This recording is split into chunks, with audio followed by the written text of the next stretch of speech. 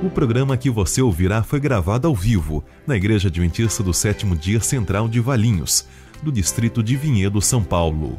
Aumente o volume e Deus te abençoe.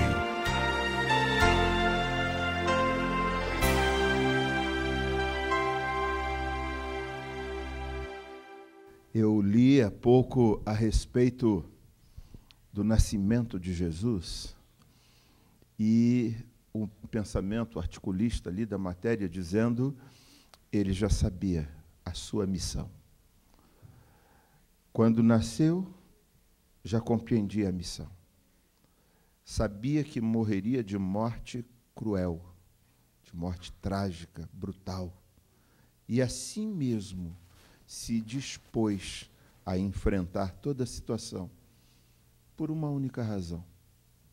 A mente dele focalizava o nosso século, focalizava a cidade de Valinhos, focalizava a Igreja Adventista e dentro dela ele via você. E ele pensava, se eu não morrer, não vai ter jeito. Vão todos se perder. Ouvi um hino semana passada, muito bonito, talvez alguns conheçam, os cantores principalmente, que ele termina dizendo que se a cruz não tivesse existido, não haveria um futuro para nós. E realmente só temos condição de pensar em alguma coisa além, porque a cruz existiu. Se a cruz não tivesse existido, não precisaríamos estar aqui essa noite. É tremendo pensar nessas coisas, né? Estávamos em um concílio até há pouco. Hoje à tarde, o doutor Estêncio estava ali pregando, ou seja, dando uma aula. À tarde não, na parte da manhã, dando ali uma aula muito forte, poderosa, e alguns aqui estavam lá conosco, não é, Josias? Viemos pensando em muitas coisas que precisaríamos fazer, mas entre elas eu tive que passar na Igreja Central, dirigir a classe bíblica e depois correr para cá. Então não deu tempo nem de trocar de roupa, do jeito que vim do colégio estou. Só pus uma gravata para disfarçar, né? Mas eu estou feliz, muito feliz por estar aqui e olhando para a igreja num domingo à noite, vendo jovens, juvenis, adultos, toda sorte de pessoas que Jesus quer salvar e estão aqui porque vieram buscar dele algum conforto em sua palavra. Essa semana estivemos aí envolvidos com a mídia que ainda não parou de falar num só assunto. E eu acho que vocês devem saber o assunto, porque ela não falou de outra coisa, não é? Durante a semana toda, tudo girou em torno do Papa. E é uma pessoa carismática, não é? A gente até olha e de certa forma, aprecia, porque tem uma postura, uma linha assim, bem humilde, simples de se envolver com as pessoas. E eu fiquei pensando, se Jesus Cristo resolvesse vir à Terra, a mídia daria a cobertura que foi dada nesse evento? Ele esteve aqui, nasceu numa manjedoura. Estava avisado que ele viria? Estava. E bem avisado, detalhado, inclusive indicando o local de seu nascimento. No entanto, não houve nenhuma cobertura. Viveu de forma humilde e morreu da mesma forma. Certeza de que ele morreu de forma humilde. No anonimato, é que, mesmo entre os judeus, existem aqueles que não conseguem compreender quem foi Jesus. Vai ser bem difícil, em algum local do nosso mundinho aqui, do nosso país, falar sobre Francisco e não saberem quem é ele. Concordam comigo? Todos sabem quem é, porque a mídia fez questão de mostrar todos os detalhes. No entanto, Jesus veio para uma missão excepcional e não foi destacado dessa forma. Mas louvado seja Deus, porque essa era exatamente a forma como ele mesmo já havia projetado seria. Se tivesse sido diferente, Isaías 53 tinha falhado, não é? Porque Isaías 53 mostra que ele viria humilde, que ele seria levado como um cordeiro ao matadouro, não abriria a boca, e que não tinha parecer, não tinha formosura, não tinha beleza para que pudéssemos desejar.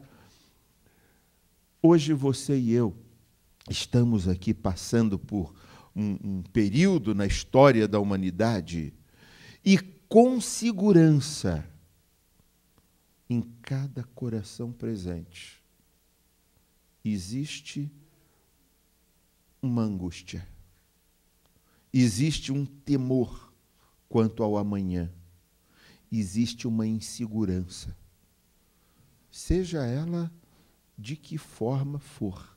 Todos os corações possuem isso. Uns, angústia porque sentem a tristeza por não conseguir viver nos padrões que gostaria de viver. E olha para si mesmo e diz: não tem esperança para mim. Eu queria tanto viver dentro de um padrão de perfeição. Eu conversava hoje com um pastor, amigo, e ele disse para mim, falou: pastor, eu vim de uma empresa onde o mais ou menos era inadmissível, era inaceitável. O não deu, frase inexistente. Ali se exigia perfeição. E eu trabalhei pela perfeição e eu agradeço a Deus, ele disse, porque durante o período em que estive lá, não tive nenhuma reclamação. Tomei a decisão de vir dedicar os meus talentos e esforços para Jesus. E hoje, como pastor, porque ele abandonou a empresa, abandonou tudo, e hoje é um pastor.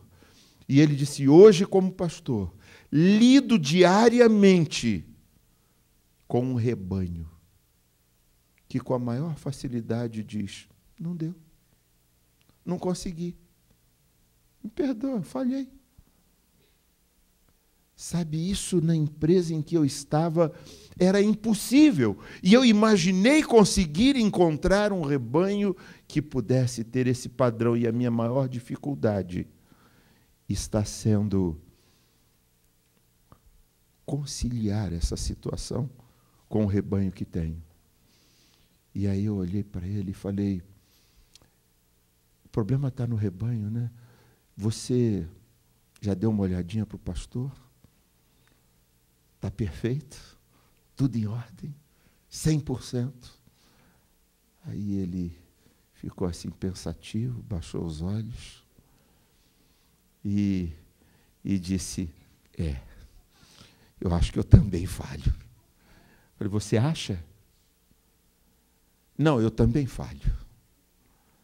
Eu falei, então, essa empresa que você pensava lá existir e ter e a coisa toda é bem diferente da igreja, né?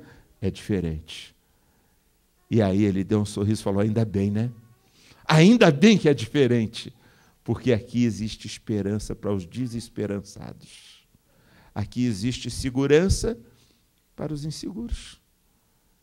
Existe solução para os fracassados. E quando nós olhamos, existe insegurança por N motivos. N motivos. Insegurança provocada pelo medo de amanhã, ao chegar na empresa, ter lá uma carta de demissão. Pode ou não pode isso acontecer? todos os que estão trabalhando podem. Me lembro o dia que cheguei na Danone, eu trabalhava na Danone, lá no Rio de Janeiro, depois de um bom tempo, e eu cheguei, uma recessão muito grande, mas estava bem, estava tudo tranquilo, e 4h30 da manhã, quando cheguei para pegar o caminhão e sair para a rua, estava aquele movimento de vendedores e de pessoas ali. Eu falei, mas o que está acontecendo? E um colega falou assim, você não sabe? Eu falei, o quê? Já mandaram 15 embora. E eu falei, e aí? Ele falou, eu sou um deles. Ele disse, eu sou um deles. Fui mandado embora. Que isso, rapaz?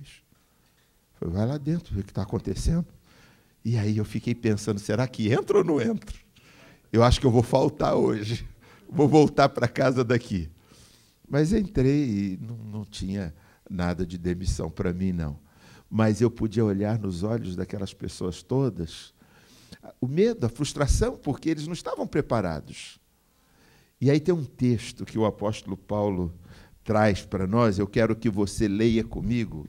Abra aí a sua Bíblia em 2 Coríntios, e muitas vezes nós já lemos esse texto, mas eu penso que nunca é demais, até mesmo porque todos os dias nós temos situações que precisam ser renovadas, né? 2 Coríntios, capítulo 4, o versículo 16 até o 18. Estou aqui em primeiro, não vai dar certo, tem que ser segunda. 4, versículo 16 até o 18. O apóstolo aqui diz, por isso não desfalecemos.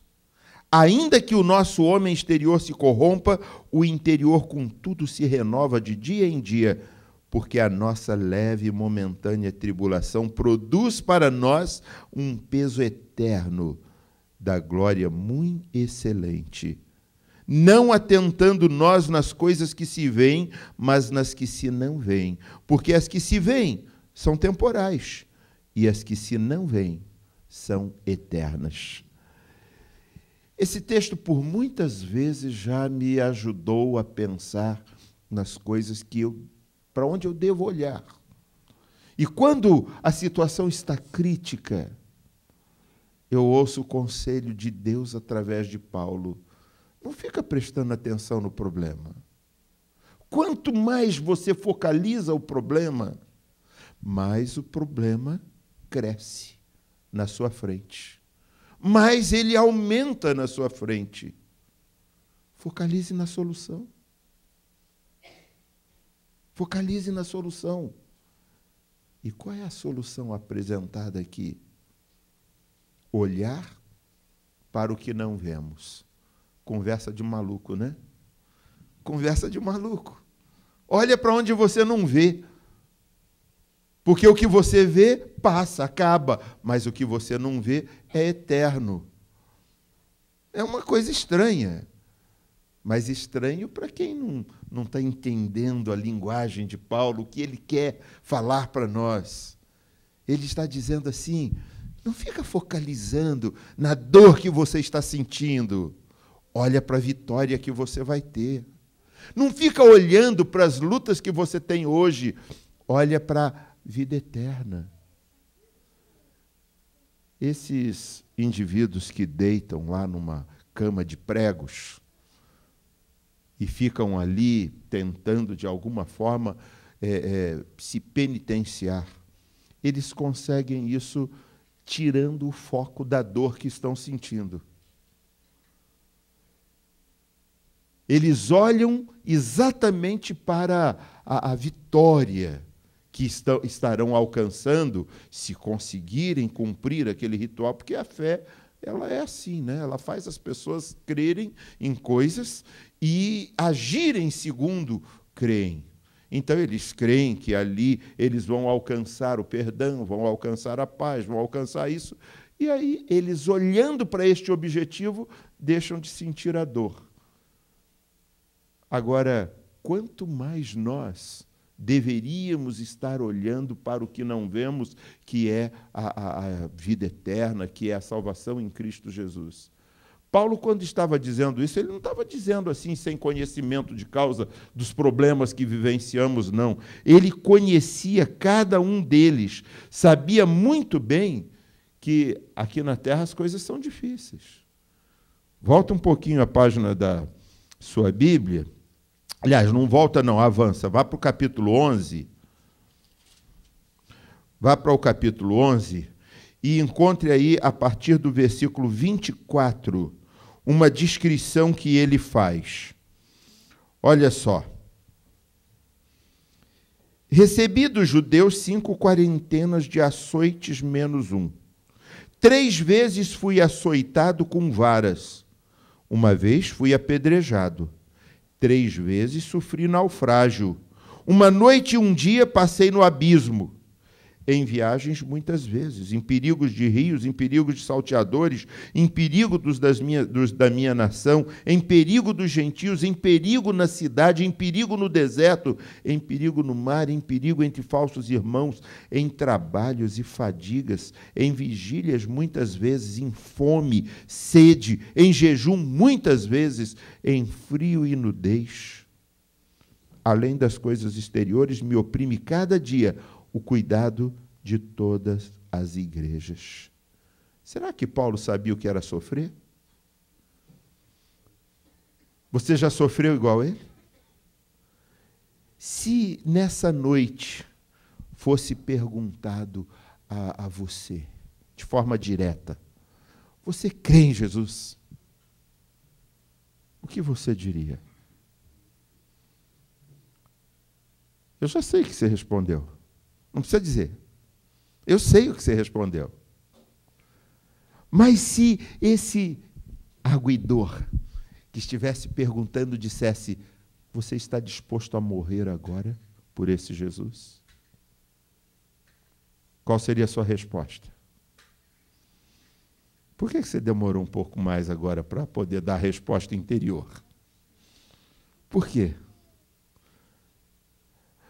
Mas se o objeto de tortura estivesse aqui montado, uma guilhotina, por exemplo, uma guilhotina, e aí lhe fosse perguntado: você está disposto a morrer por Jesus? E aí levantasse a faca da guilhotina assim: está disposto? Está ficando cada vez mais difícil de responder esse negócio, não é? Está cada vez mais difícil. Aí Paulo diz assim: não atentando para as coisas que vemos, porque as que vemos são passageiras e as que não vemos são eternas.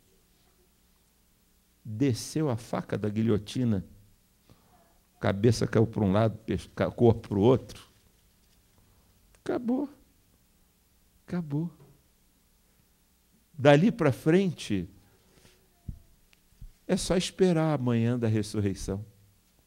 Na manhã da ressurreição, esse que baixou a faca vai estar de um lado. Esse que teve a cabeça cortada vai estar do outro. 2 lados distintos. Em qual lado você quer estar?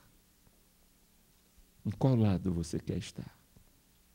Então, o conselho dele é bem direto, bem direcionado. Não fica olhando para essa guilhotina aí, porque essa guilhotina não vale nada. Isso é uma coisa que passa.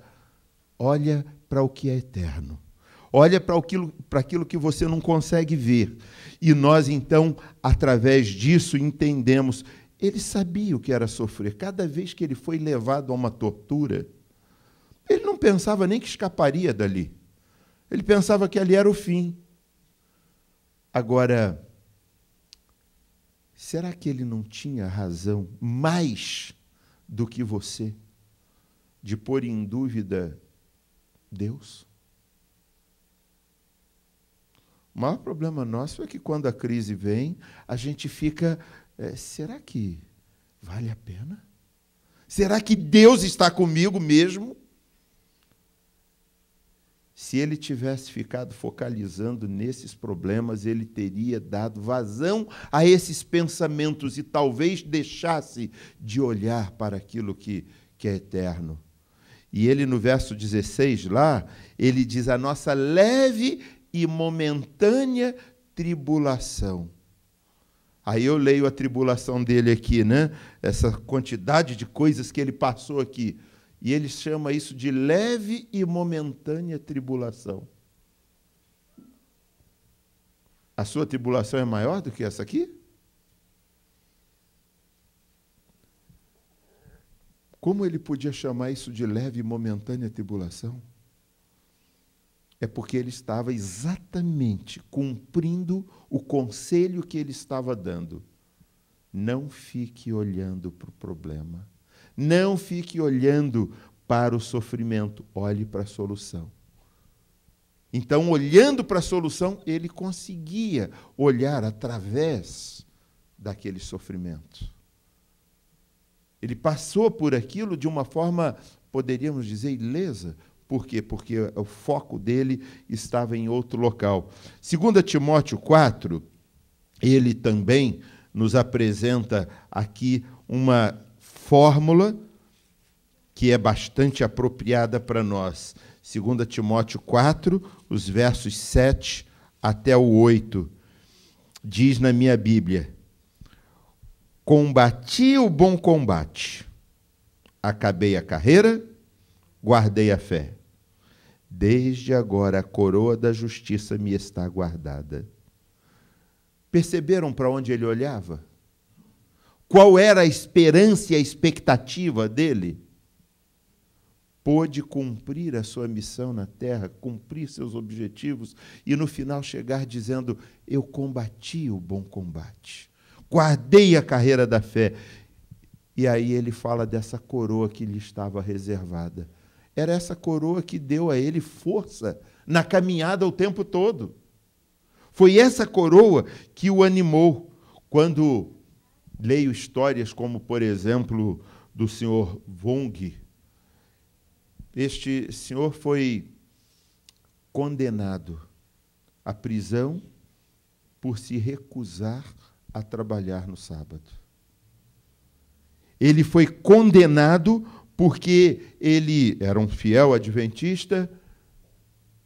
Ele foi condenado porque ele disse ter um amigo do qual não podia se separar. E na prisão ele continuou fiel a esse amigo. 20 anos de prisão e tortura era o que estava ali à frente para ele. Uma ocasião, por 17 dias, ele foi torturado tremendamente. E um dia, com a boca cheia de sangue, depois de um tapa que levou no rosto, lhe foi perguntado: você continua dizendo a respeito desse seu amigo o quê? E ele, então, recobrando forças, cuspiu sangue e disse: vocês não compreendem. Não adianta me torturar. Ainda que o líder maior de todos vocês estivesse aqui, eu não negaria este meu amigo, porque ele me tem sido fiel todos os dias.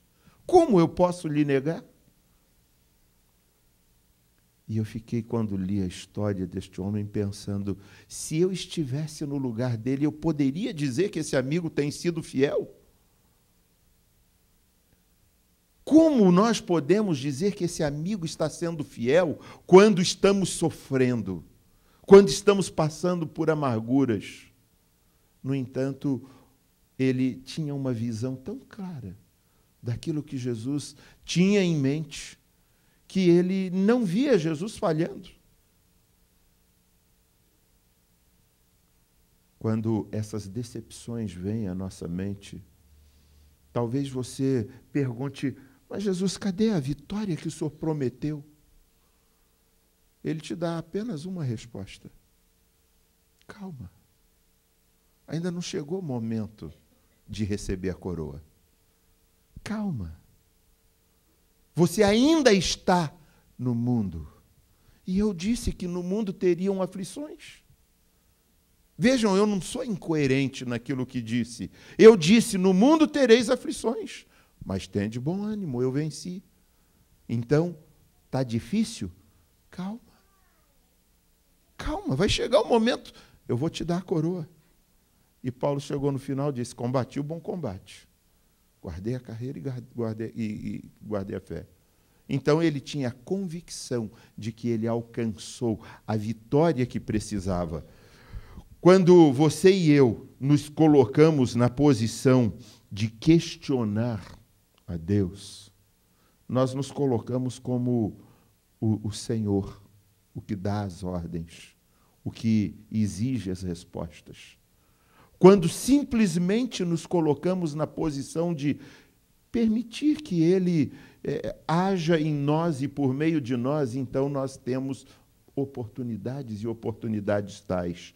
Quando foi levado também à prisão Anthony Nemeth, um jovem de 26 anos, recruta, que serviu no exército húngaro, em 1952,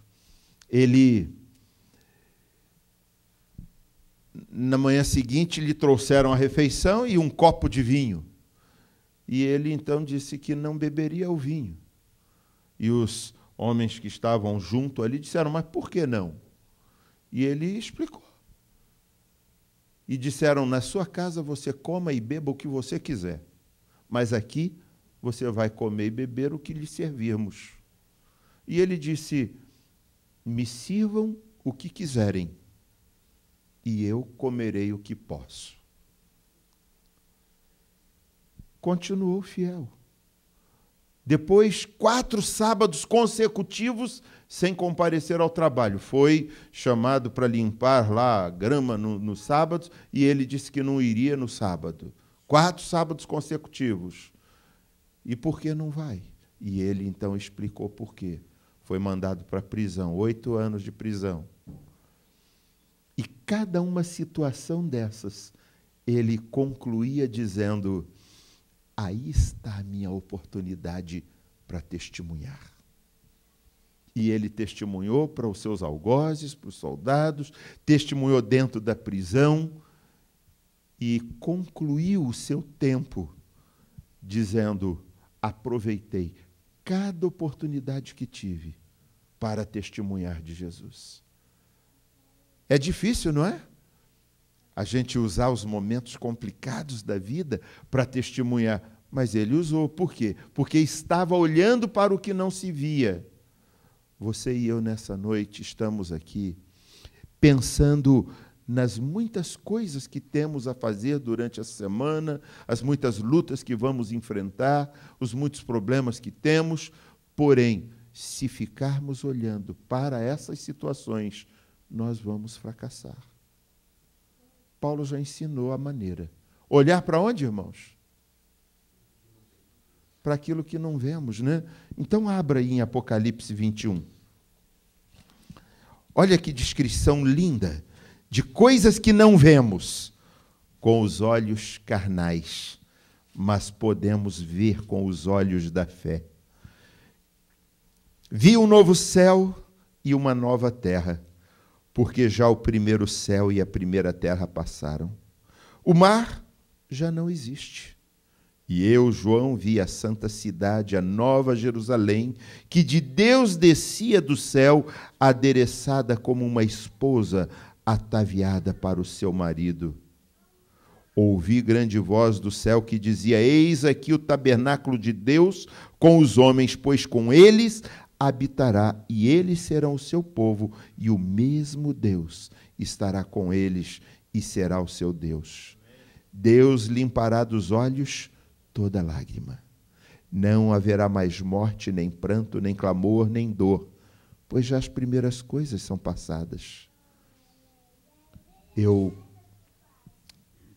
estava pastoreando o distrito de Itapetininga quando um jovem me chamou pedindo que eu fosse com ele ao subtenente do tiro de guerra que existia lá na cidade. E ele, soldado, tinha sido convocado para estar lá no sábado, não tinha ido, tinha ficado detido, foi preso, mas depois, lógico, posto em liberdade, foi um período pequeno. Na semana seguinte, de novo, e depois, então, ele disse, por que você não vem? E ele apresentou as suas razões, apresentou a fé que possuía. E aquele homem disse, você pertence a alguma igreja? Ele, pertenço. Então você só entra aqui amanhã se trouxer o seu pastor. E aí ele me ligou, pastor, estou com um problema, preciso que o senhor vá lá comigo. E eu pensei, mas você já fez o que tinha que ser feito, já cumpriu a sua parte? Já, pastor, já fiquei preso, já fiz tudo o que tinha que fazer. Agora eu só preciso ir lá. E eu fui. E aquele subtenente Hamilton, camarada bravo, sentado ali, eu cheguei, começamos a conversar, e ele disse, por que esse rapaz não pode vir aqui aos sábados? Eu falei, não sei. Ué, como o senhor não sabe?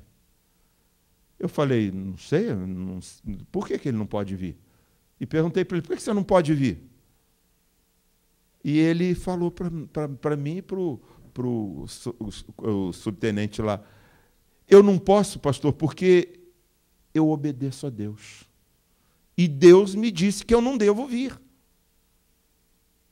Aí eu falei, está vendo? Ele disse que não pode porque obedece a Deus. O senhor quer questionar? Pergunta para Deus.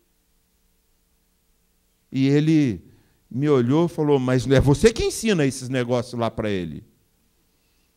Eu falei, a Bíblia está escrito e a gente tem que ensinar o que a Bíblia diz. Mas onde está escrito isso na Bíblia? E aí nós destrinchamos a Bíblia ali na hora, né, mostrando para ele uma porção de coisas e tal. E ele parecia até estar interessado. Aí chegou num momento, me olhou bem firme e falou, é tudo isso que você ensina para os jovens lá? O senhor sabe que o senhor pode ser preso agora por ensinar os jovens a serem insubordinados à pátria? Eu falei, tanto sei como estou disposto a ser. O senhor quer me prender? Estou à disposição. E ele falou, você é bem insolente, hein? Eu falei, baseado na palavra de Deus, eu entendo que é melhor obedecer a Deus do que ao homem. Quem diz que tem que vir aqui é o senhor é um homem. Quem diz que é para não vir é Deus. Eu prefiro obedecer a Deus. E ele, então, olhou, falou um monte de coisas, esbravejou, e depois, então, mandou que fôssemos embora. E eu achei muito oportuno, quando no dia da formatura, terminado aquele período, ele mandou um convite para que eu estivesse lá. E lá, aquele jovem, Gustavo, foi condecorado como o melhor soldado. Todos os soldados fizeram guarda de honra e ele entrou pelo meio. E lá foi colocado num patamar melhor, maior, exatamente porque era uma pessoa fiel.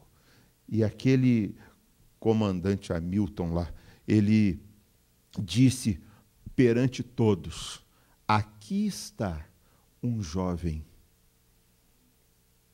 que o mundo não precisa se envergonhar. E eu achei assim, uma coisa tão linda, né? E depois conversei com o Gustavo. Gustavo, como é que você enfrentou a situação toda? Você sabia que aquilo ali não ia dar em nada, né? Falou, não, pastor. Eu pensei que a coisa ia ficar feia mesmo. Eu pensei até que ele ia me mandar para uma instância superior e o negócio ia ficar complicado. Eu falei, mas como você suportou? Ele falou, eu fiquei pensando exatamente na vitória que vamos ter quando estivermos no céu. Então, se Jesus sofreu tanto por mim, o que era eu passar uns probleminhas aqui por ele? Hoje você e eu estamos aqui, cada um de nós temos uma circunstância diferente uma da outra. Mas esse texto de Apocalipse 21 é exatamente o lugar para onde Paulo queria que você olhasse. Não atente para as coisas que se veem, atente para as coisas que não se veem. Você não pode ver o novo céu e a nova terra, porque ele ainda não está visível para você. Mas ele está descrito aí. Então, olha para essa descrição e termina a sua visão desta descrição com o último verso da Bíblia. Ora, vem, Senhor Jesus. Amém. Não é? Para que nós possamos, então, estar logo com Ele neste novo lar. Que Deus abençoe a você, abençoe a mim, nos ajude a estarmos olhando para o que não vemos.